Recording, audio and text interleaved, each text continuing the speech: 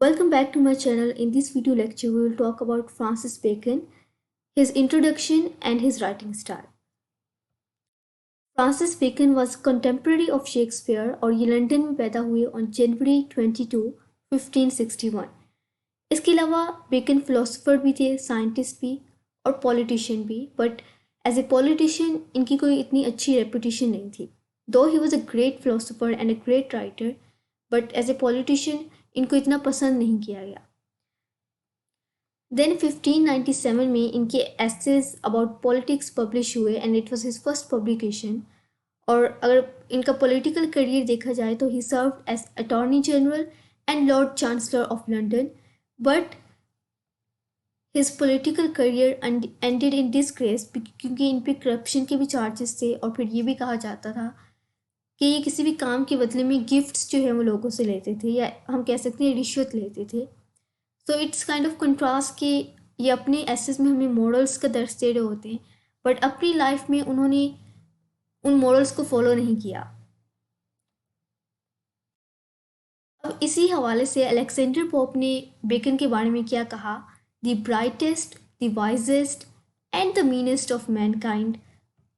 Brightest because of his great writing style, he was an amazing writer. The wisest because of his great worldly wisdom, and the meanest of mankind because of his character. He was not a loyal person, और ये भी कहा जाता है कि ये दोस्ती उसी से करते थे जिससे उन्हें कोई फ़ायदा पहुंचता था। इसके अलावा इन पे करप्शन के भी चार्जेस थे।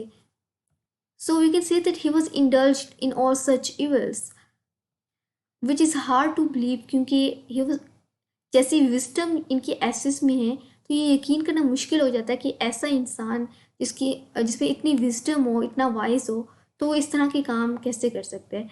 सो आई थिंक ये जो अलेक्जेंडर पोप की कोटेशन है, it perfectly describes the nature और personality of Francis bacon.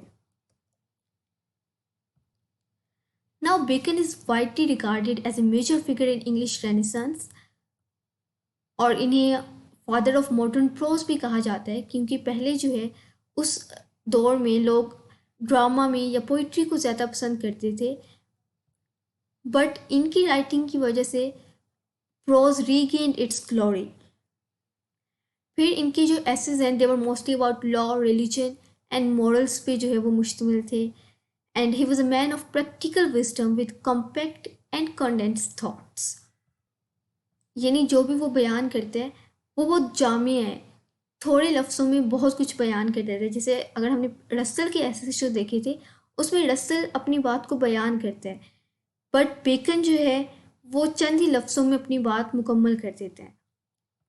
So he has very direct and concise style. Then we find wisdom and wit in his writing. अब हम bacon की writing style को थोड़ा detail में discuss कर लेते हैं। He has a very aphoristic style. Now, what does aphorism or aphoristic style means? It means any statement which is a general truth, but it is very concise. जैसे bacon के ऐसे है of truth, और इसमें वो कहता है a mixture of a lie doth ever adds flavor। यानी वो कहते हैं कि जब हम ट्रूथ में लाई का जो है या झूठ की मिलावट कर देते हैं तो ट्रूथ बिकम्स मोर अट्रैक्टिव। तो इट्स काइंड ऑफ ट्रूथ कि हम सब भी किसी हद तक झूठ बोल देते हैं, या किसी हद तक झूठ बोलना ज़रूरी भी हो जाता है, तो it's a general truth. Then second characteristic Bacon की राइटिंग का ये है कि his writing is kind of common to Elizabethan and Jacobean era, क्योंकि अगर एलिजाबेथन एरा के राइटिंग्स को देखा जाए तो उसमें हमें मेटाफर्स बहुत ज़्यादा देखने को मिलती हैं, और अगर बेकन्स के एसेस को देखा जाए तो इसमें भी बेकन ने बेतहाशा जो है वो मेटाफर्स का इस्तेमाल किया हुआ है। Then he has a very ornamental style, यानी he has a very embellished style. वो अपने एसेस में जो है वो सिमिलीज, एनालॉजीज, इमेजरी और इस तरह की लिटरेरी डिवाइसेस जो है वो यूज़ करता है। और अगर हम इसका कंपैरिजन करें रसल के साथ तो रसल के बहुत एसेस जो है वो बहुत सिंपल होते हैं, इजी टू अंडरस्टैंड होते हैं, लेकिन बेकन के एसेस में ऐसा नहीं है। ही is very ornamental and embellished style, तो किसी हद तक उसको समझना भी मुश्किल हो जाता है। Then he draws allusions and quotations from Bible, ancient Greek and Roman writers. और फिर हिस्टोरिकल रेफरेंसेस भी हमें देखने को मिलते हैं, जैसे उसका एक ऐसे है ऑफ फ्रेंडशिप, और उसमें उसने ब्रूटस एंड सीजर का जिक्र किया है, which are Roman characters. Brutus was a Roman politician and Caesar was a Roman general. अब मैं एल्यूजन का बताना भूल गई थी। एल्यूजन क्या होता है कि हिस्टोरिकल रेफरेंस किसी भी चीज़ या जगह या किसी भी इंसान का जो है वो हिस्टोरिकल रेफरेंस किसी भी लिटरेचर वर्क में हो तो हम उसे एल्यूजन्स कहते हैं। Then Bacon was a master of rhetoric, which means that he had a very effective and persuasive writing. यानी उसका राइटिंग स्टाइल ऐसा है कि जो रीडर्स को उससे एग्री करने पर मजबूर कर देता है। और उसकी वजह क्या है? That his strength lied in his conciseness, कि वो उसके जो भी जुमला होता है वो बहुत जामी होता है, थोड़े अल्फाज में जो है वो बहुत कुछ बयान कर देता है।